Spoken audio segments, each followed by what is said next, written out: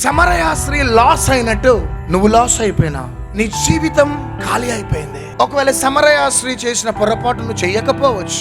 సమరయ స్త్రీకి 5 భర్తలు ఉన్నారు. ఇప్పుడు ఉన్నవాడు 6వ వాడు తనవాడు కాదు. ఆ అనుభవంలో నీవు, నీ కుటుంబము, నీ పిల్లలు ఉండకపోవచ్చు. కానీ ఎక్కడనో లాస్ అయిన స్థితిలో ఇక్కడ ఉన్నావు. నిన్నందరూ మోసం చేసినారు, నీకు సహాయం చేస్తానన్నారు, నిన్ను మోసం చేసినారు, నీ డబ్బంతా కూడా తీసేసుకున్నారు. ఈ రోజు నువ్వు ఖాళీ అయిపోయినావు.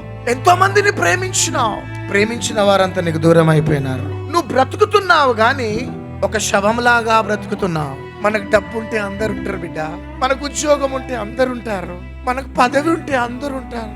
అన్ని పోయినాయంటే ఎవరు రారు. కానీ ఈ రోజు నువ్వు గుర్తుపెట్టుకో, నీ భర్త ప్రేమలో మార్పు కలుగుతుంది, నీ భార్య ప్రేమలో మార్పు కలుగుతుంది, నీ స్నేహితులు, రక్త సంబంధులు, బంధుమిత్రుల ప్రేమలలో మార్పు కలుగుతుంది.